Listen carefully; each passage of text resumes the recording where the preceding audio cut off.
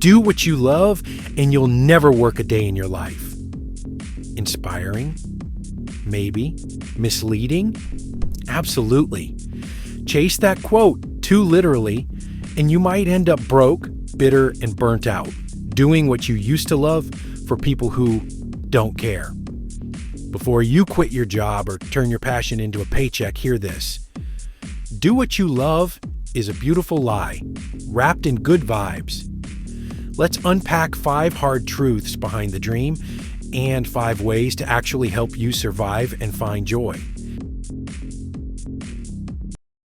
Part 1. Passion needs privilege. The dream sounds simple. Find your passion, make it your job, the money will follow. But for most people, it's not that easy. Turning passion into a career takes more than talent and hard work. It often requires time, access, and specific advantages. Here are 5 forms of privilege that can make all the difference in chasing dreams. Privilege number 1, no dependence. If you're not supporting aging parents, siblings, or kids, you have a kind of freedom many others don't.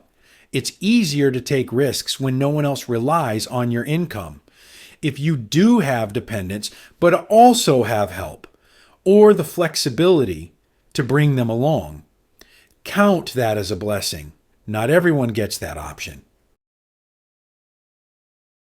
Privilege number 2, financial safety net. Many who followed their passion had backup, family support, savings, rent-free housing, or a spare room turned studio. Passion becomes viable when your basics are already covered. And if you weren't born with a silver spoon, no shame in trying to marry one. Jokes aside, if you've ever wondered why you can't show up polished and sandalwood scented, it might be because you spent all day hustling across town just to make rent. That's why. Privilege number 3, good health. Pursuing your passion takes energy, focus, and emotional resilience. If you're managing chronic pain or health issues, survival takes priority, no matter how strong your passion.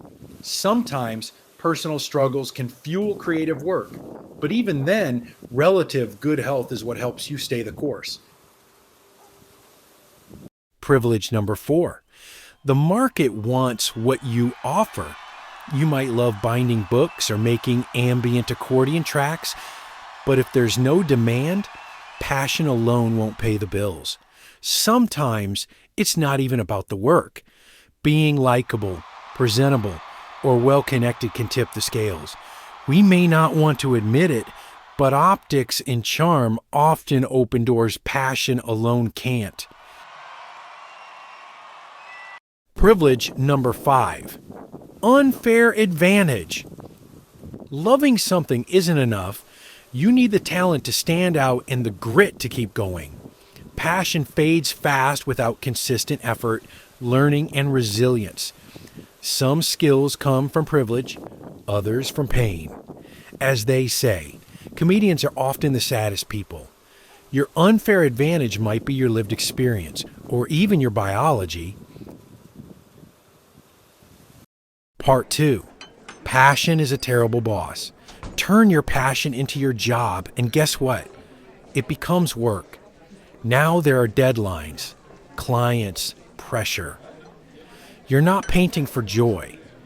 You're painting to meet a brief from someone who thinks more blue will fix everything. When your passion becomes your only income source, it's easy to burn out or start resenting what you once loved.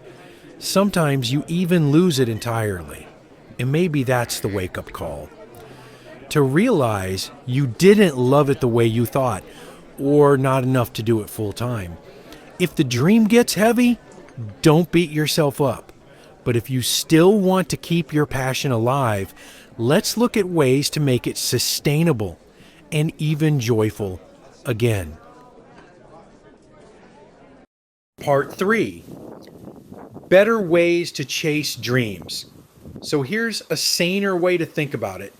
Do what you need so you can enjoy what you love. Number 1, build a buffer.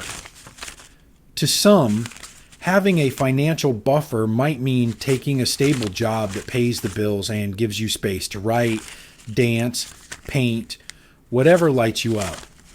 Or turning your passion into a side hustle so your income doesn't depend on it. You might cycle through jobs that build skills, expand your network, or buy you time, all steps towards something more aligned with your passion. But income alone isn't a buffer. It's just survival. A true buffer is what keeps you going when life derails.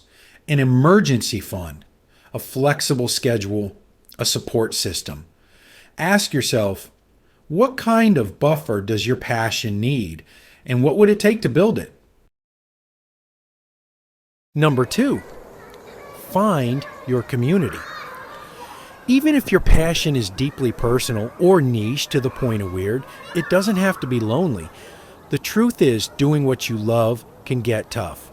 There'll be moments when motivation dips, self-doubt creeps in, or you wonder if you're the only one who cares. That's where community matters. Like-minded people don't just make the journey less isolating, they cheer you on, offer honest feedback, and share resources or opportunities. Sometimes they challenge you in ways that make your work better. Other times, they simply remind you why you started. They say it takes a village to raise a child, and the same goes for growing a dream.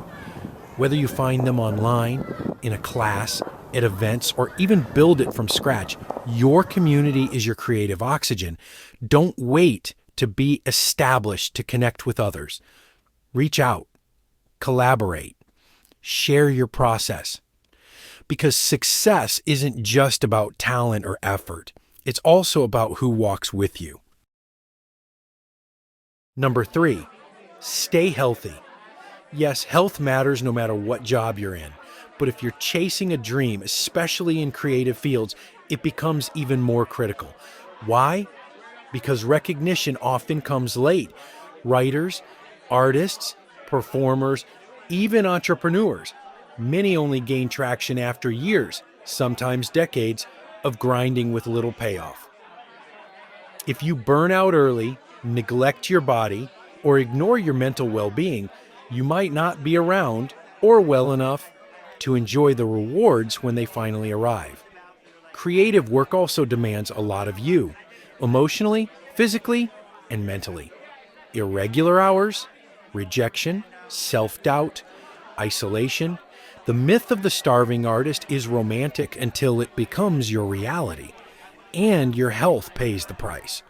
So treat your well-being like part of your craft. Rest, move, eat, disconnect. Longevity isn't just about survival, it's your best bet at eventually thriving.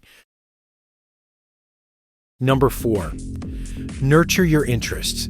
Not every passion has to become a profession, and that's not a loss, it's an opportunity.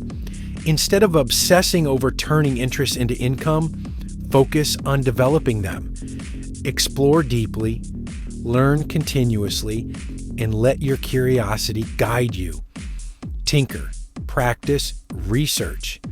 Without the pressure of proving or selling anything, every skill you sharpen, every idea you pursue adds to your creative reservoir. These interests can connect you to new communities, spark collaborations, or even lead you toward unexpected career shifts, if and when the time is right.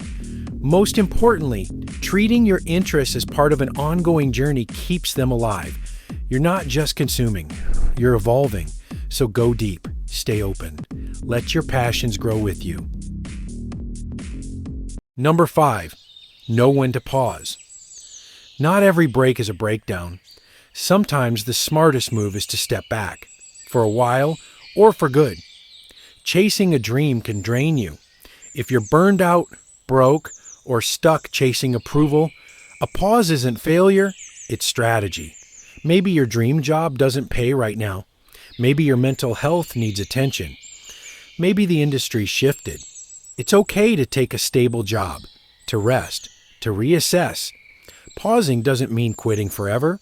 You can return stronger or find a better path, because the goal isn't to suffer for your dream. It's to live well enough to dream again. So don't feel bad if you're not living your passion 24/7. That pressure, that's the scam. The goal isn't to squeeze money out of what you love. It's to protect your love for it, even if that means earning elsewhere. Build a buffer. Find your community. Stay healthy. Develop your interests. Know when to pause. Do what you need so you can keep enjoying what you love doing. That's not failure, that's freedom. If this video helped, like and subscribe for more life skills that school never teach.